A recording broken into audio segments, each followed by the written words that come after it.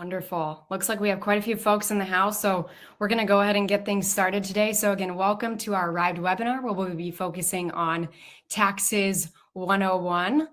Before we get started, I would love to introduce our wonderful speakers for today. So we have Joel Mezistrano, our Chief Financial Officer, Jake P., our Head of Business Operations, and then myself, Corinne Headland, and I lead our Investor Relations team here at Arrived. Quick disclosure that I always like to touch on before we get started. A good reminder that this is not a research report or investment advice. All opinions expressed in this webinar are those of our presenters, and past performance is not indicative of future results. We do have a few more details within this slide, so I'm going to give it a few more seconds here for folks to review before we move on to our next slide here.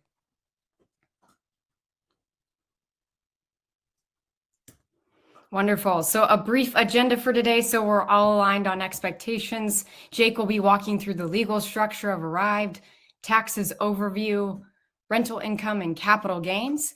And then Joel will walk through long-term and vacation rentals and how those two differ when it comes to taxes. And then Joel will also be walking through more granular details, which we like to call taxes 201 and 301. And then we will walk through and head into Q&A. So feel free to drop any questions that you have in the chat. Again, for today's webinar, they will be focused primarily on tax-related questions. We do host our standard other webinars every Tuesday, Friday for more traditional Arrived questions, but feel free to throw them all in the chat. We will either answer them live or tee them up in chat. I would love to welcome Jake P. up to the stage. He'll be taking us on to the legal structure. Awesome. Thank you for joining, everybody. So before we dive too deep into the tax details, it'd be good to do a quick refresher on the legal structure of the actual investments. So when investors go to buy shares in a property on Arrived, what you're really buying is shares of an LLC. And that limited liability company is the entity that actually owns the property. So that LLC is the legal entity. It's not actually the tax structure. The LLCs elect to be taxed as C corporations for the vacation rentals, and they meet all the qualifications to be taxed as real estate investment trusts for the long-term rentals. We'll get into the details of what exactly that means and how it impacts investors later on. But for now, the important thing to know is that Arrived issues a consolidated 1099 DIV. So you'll basically have one simple tax form that has all of the information for all of your properties, all aggregated together. So anytime you earn income, you need to report that income to the IRS and pay taxes on it. And the trick with taxes is that there is all sorts of different types of income, which each come with their own limitations and rates. So as far as real estate goes, investors earn from rental income, which is the profits of the rental operations of the property each year. And then they also earn from capital gains, which is the appreciation component of the investment that comes at the end of the investment. So first, we'll take a quick walk through the rental income component and how the kind of tax structure works.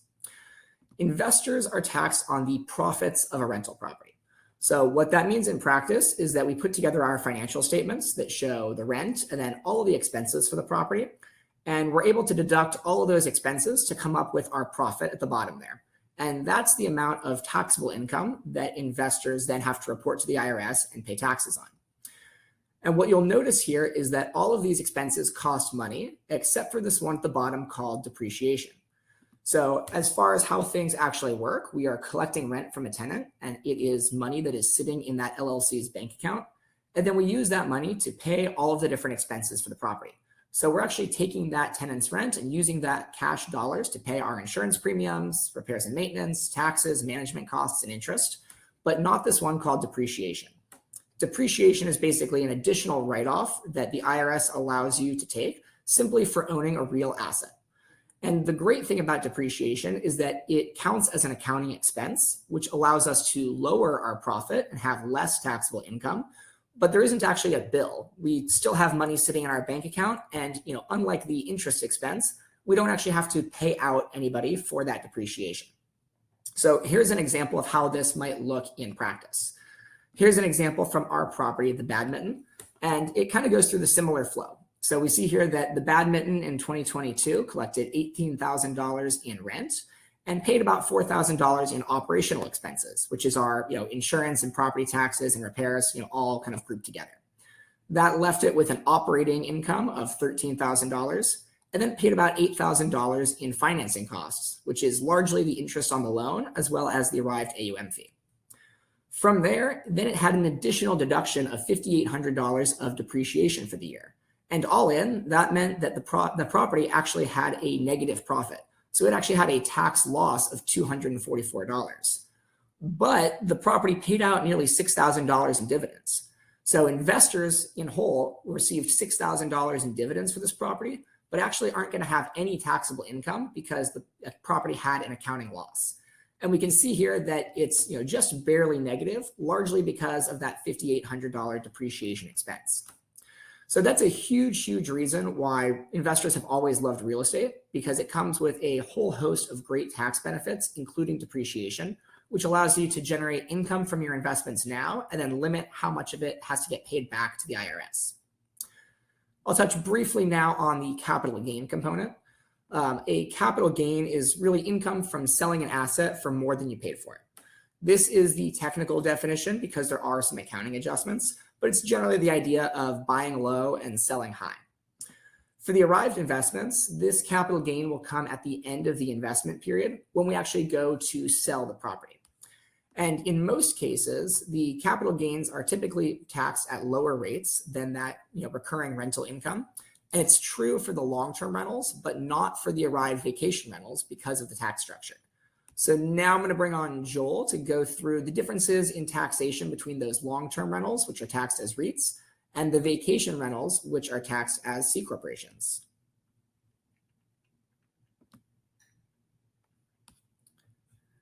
Give Joel a sec to hop on here, hit the button. Hit the button. Thanks, Jake. All right. Well, yeah, thanks again for everyone coming out today.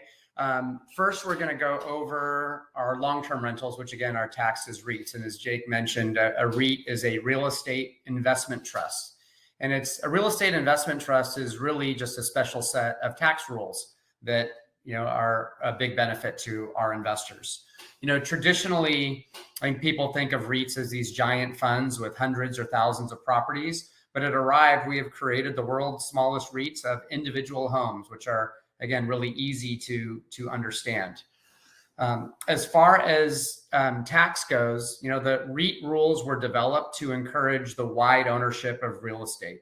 So the tax advantages are not available to just a few people coming together to own real estate. The ownership has to be really wide, which is, again, exactly how we operate at Arrive.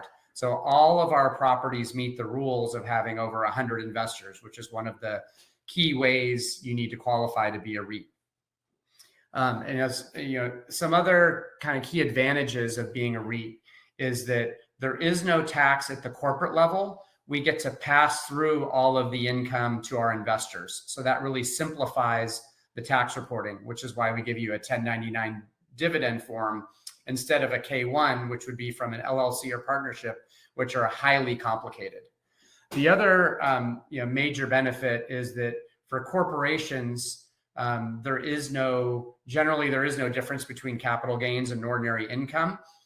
So they're all taxed at the same rate. But with a REIT, we get to pass through any capital gains from the appreciation of the properties to our investors who, again, report them as capital gains on their own returns, which is obviously a much lower tax rate than ordinary income. And lastly, there's some special set of tax rules they were put into action 4 or 5 years ago. They're available until 2025, but it essentially lowers any of the ordinary income from a REIT by 20%. It's called the 199A deduction. So all of the dividends that our REITs are issuing to our investors are in the form of 199A dividends, which means everyone gets a 20% deduction on those automatically without having to do anything additional. Moving on to vacation rentals. Now, vacation rentals are not REITs, but they still are taxed as corporations, which do have a lot of the advantages, especially the simplicity of reporting all the income on a 1099 div. The other thing about it is that corporations pay tax First, the corporation pays tax, and then it issues dividends to investors, and then the investors pay tax. Now, the nice part is that when the investors pay tax, the dividends are considered qualified dividends. So their tax is at a lower rate than the ordinary dividends that come from REITs. And actually, if you add up the rate that the corporation pays and the investors pay, it comes out to be the exact same thing. So even though people consider corporations to be subject to double tax, yes, it is taxed at two different levels, but the tax rates add up to be the exact same thing. Now, unfortunately, vacation rentals are not REIT qualified. There's a bunch of, again, very explicit rules for how to become, what you have to do to become a REIT. And it's not a matter of just ownership. There's some rules about the specific type of rental operation that you need. So REITs may be corporations may be subject to taxes in certain states. But as Jake went through that example of the Badminton, the vast majority of our income is wiped out by depreciation. And there's also some pretty high minimum thresholds in states to even owe tax. So generally in the years that we're operating our short-term rentals or vacation rentals, we're not going to be paying any additional state tax. And then we do have the one con is that the appreciation that is taxed at ordinary income rates and not capital gain rates, which is again, way down the road at the disposition of the property. Now, as far as some other tax topics that generally come up, 1031 exchanges, people often ask about that. And in a 1031 exchange, unfortunately, REITs are not eligible for that. The IRS has some complicated rules. It's called a like-kind exchange, where whatever you sell and whatever you buy have to be considered the same classification by the IRS. And since REIT shares already come with certain advantages, a REIT is not considered like kind. So unfortunately, we can't exchange in and out of the properties. There's also just another complexity is that when you do a 1031 exchange, the exact same owner has to be on the actual title of the property before and after. And with our LLC and structure and the fact that we have our properties are owned by hundreds of people, it also doesn't work there. A second thing that comes up quite a bit is international properties and investors. These things are both on our radar. International properties are a little easier to do first. Allowing international investors is a little more complicated. Again, it's due to the IRS, our friends there. There's some laws that have been out there for 30 or 40 years, and it really adds a major compliance burden and a bunch of withholdings that we have to do from all the dividends and from the eventual sale of the property. And the compliance costs will really overwhelm the investment returns. So it's something that we may do for some selective countries in the future, and we are working on it, and that's just going to be a little bit. But as far as the international properties go, we are slowly kicking the tires and looking around for the very best opportunities for our investors, and some of those may be out of the country. And for those opportunities, it's more about understanding the local real estate and tax law. It doesn't cause an issue for U.S. investors. So again, I think that's a little easier to overcome. Now, IRAs are a great way to hold real estate. However, there are some rules that prevent IRAs from owning properties that have debt on them. It's called unrelated business income tax, and it's another set of very complicated rules. So generally, IRA investors are not buying properties directly or investing in partnerships if there's any debt associated with it. The good news that with Arrived is the way both of our REITs for long-term rentals and our vacation rentals are exempt from this complicated set of withholding rules. So we do allow IRA investors to invest either in our long-term rentals and short-term rentals, and it does not trigger this, again, UBIT, unrelated business income tax. So that's really good news on being able to take advantage of your IRA money and defer all of the taxes associated with the investment. Lastly, another question that does come up is about whether tax losses can offset other income. And the answer is that is just not possible with our structure, because REITs and corporations are not allowed to pass losses to investors. It's different than if you own the property directly or through a partnership and got a K1. And there's still a bunch of complicated rules around that too, with different types of investment, especially for passive investments like this, where our investors are not actively involved in managing the property. It's difficult to write off losses from that anyway.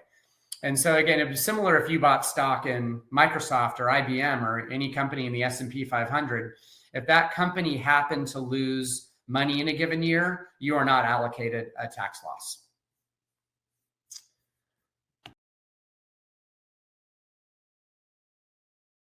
I hit the wrong one again. Last slide on just some additional tax topics. Again, when Jake went over that example on the non-dividend distributions, it's due to the depreciation. So in that example with our Badminton property, we had $5,842 in depreciation. And we were able to distribute that because, the formula cash flow equals profit plus depreciation. Since we're depreciating all of our properties, our cash flow is always going to be higher than our profit, which means every year we are going to make distributions or dividends that are not taxable. Now, here's the benefit to our investors. Normally, the dividends that we're issuing from rental operations, they're taxed at ordinary income, which is generally your top marginal rate. Non-dividend distributions are not taxed. Now, the IRS will eventually take some tax on it, but it's called depreciation recapture, and that's not done until the property is sold way down the road, and it's also at a lower rate. So it's at a flat 25% tax rate instead of whatever your ordinary income rate is. So you do get the value of the time value of money by deferring the tax, and then you also get to pay a lower tax rate at the end. So it is a true win-win, the fact that we get to take advantage of depreciation and all of our investors benefit. Thank you all for joining today. Joel and Jake, thank you so much for your prepared remarks and walking through all things taxes. I know we could probably spend hours in this space, so we definitely appreciate you all joining today. We have another traditional standard webinar this Friday at 1 p.m. PST if y'all would like to join, and more coming up next month. So I hope you all have a wonderful day. Thank you again for being patient with our chief barking officers, and we will catch you all at the next webinar. Right. Thanks everyone for joining. Bye, everybody. Thanks again for the patience. We're popping. We're working on the trainings. Awesome. We'll catch you all later. Bye, everyone.